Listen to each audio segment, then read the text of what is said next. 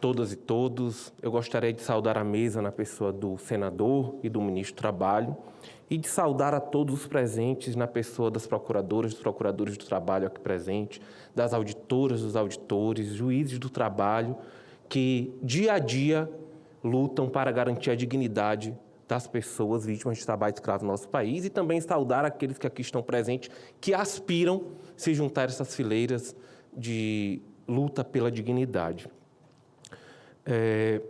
Hoje, nós celebramos os 30 anos do Grupo Especial de Fiscalização Móvel, numa data simbólica, no 13 de maio. E essa data nos obriga a reconhecer uma verdade em nosso país, que não há trabalho sem direitos e não há liberdade sem dignidade. Esse é o escopo do Grupo Móvel, mostrar para o Brasil que não há liberdade sem dignidade. Os resultados expressivos alcançados e muito bem mencionados aqui pelo senador, pelo André, a quantidade de resgates, as instituições engajadas, entre as quais o Ministério Público do Trabalho faz parte, a instituição a que represento no momento, poderiam fazer um discurso enriquecedor. Mas eu não vou falar disso hoje, não vou falar de nenhuma instituição e nem do MPT hoje, porque, apesar de ser uma data que devemos celebrar, e é, de fato, eu tenho que nos recordar que, apesar de todos esses resultados, de todos esses números, são 30 anos de persistência da escravidão. São 30 anos de resgates, mas são 30 anos de persistências da escravidão. Meu líder na tribuna, me permita uma interrupção para registrar a presença no plenário do senador Jaime Bagato. Sua presença sempre é bem-vinda. O tempo volta para o senhor, eu dou mais um minuto já. Obrigado, senador. E considerando que são 30 anos nessa luta, sem perspectiva de um horizonte no seu fim, eu sinto-me obrigado a falar não do número, não da quantidade de pessoas resgatadas, mas falar de alguns nomes.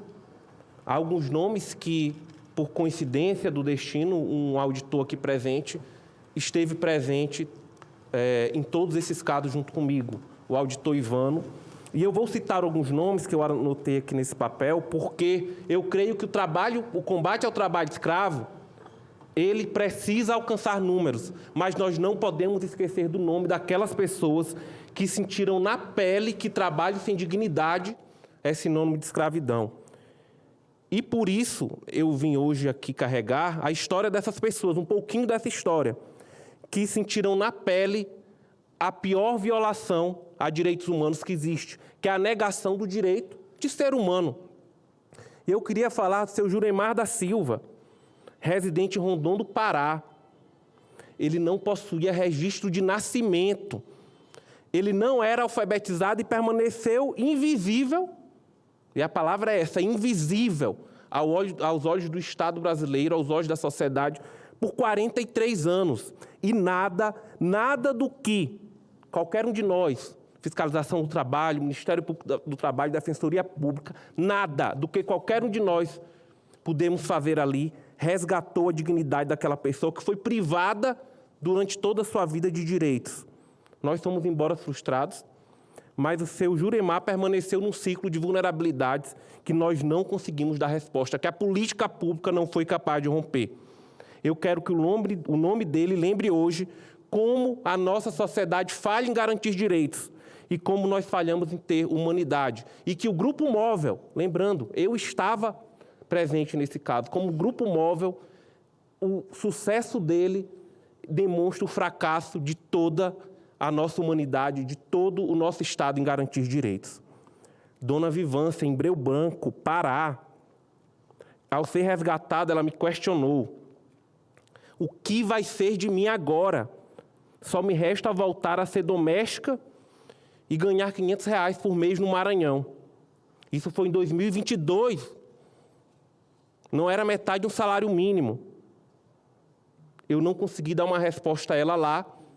E o pior, hoje eu ainda não consigo. E o nome de Dona Vivência é para lembrar que todas as trabalhadoras domésticas precisam de direitos, precisam ter seus direitos respeitados e que não há liberdade sem oportunidades, não há trabalho sem direitos. José Arlindo, Cidelândia, Maranhão, vítima de tentativa de homicídio porque ele ousou cobrar o salário atrasado.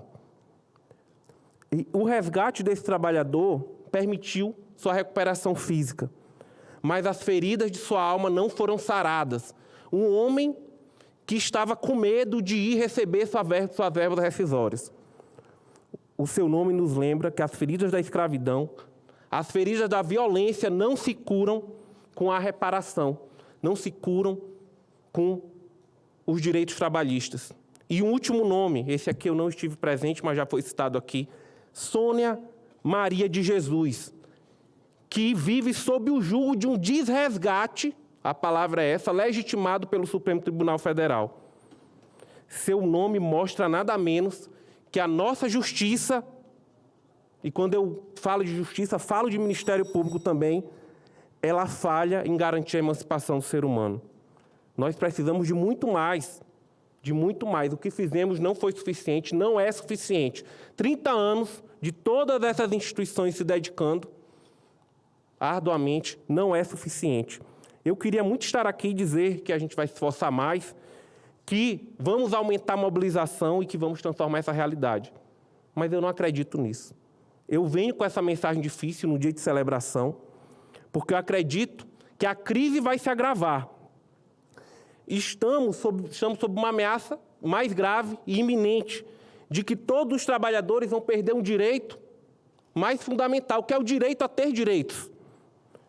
E é exatamente isso que vem acontecendo com um grupo de 16 trabalhadores que foram resgatados em Moju do Pará, trabalhadores cuja ação civil pública ajuizada para a garantia de seus direitos está suspensa como reflexo de uma decisão do Supremo Tribunal Federal que determinou a suspensão de processo sobre pejotização.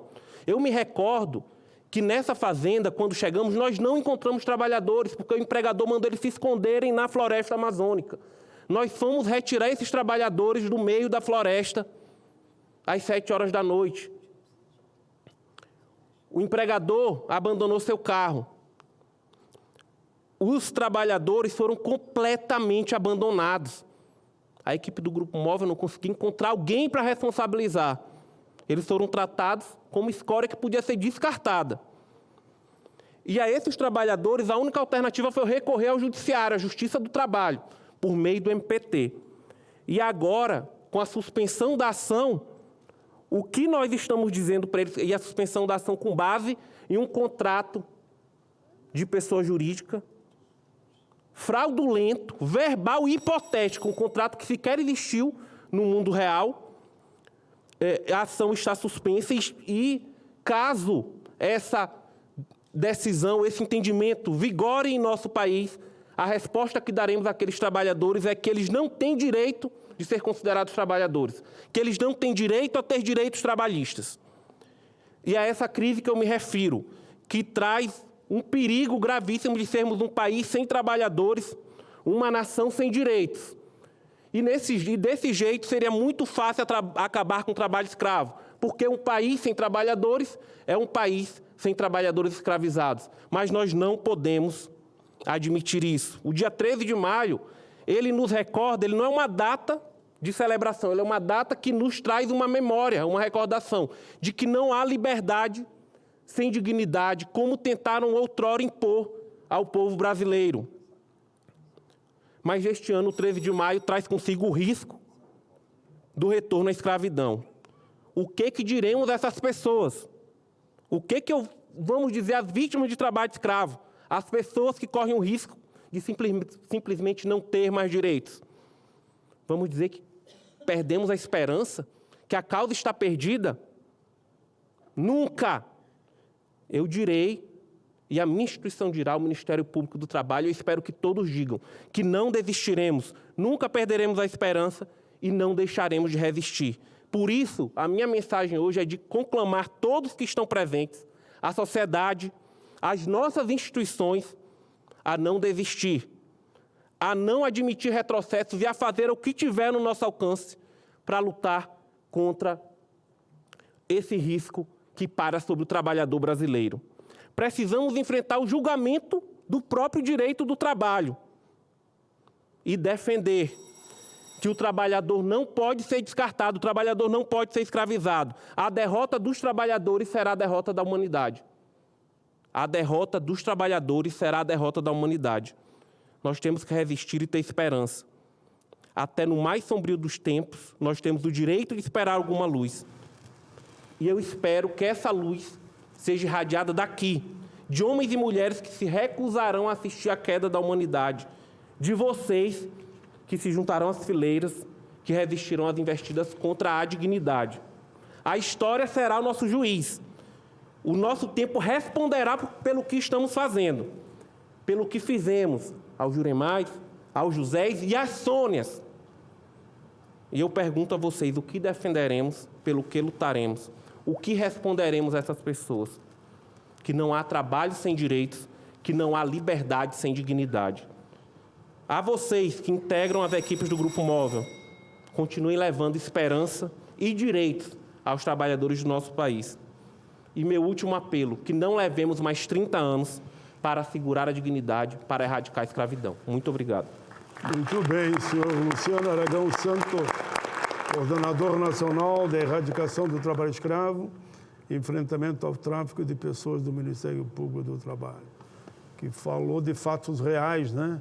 Como é que é lá na ponta a luta do dia a dia e o que está acontecendo com essa retirada de direitos. Parabéns pelo pronunciamento. Concedo a palavra de imediato ao senhor Daniel Dyer, delegado e coordenador-geral de repressão a crimes contra os direitos humanos da Polícia Federal.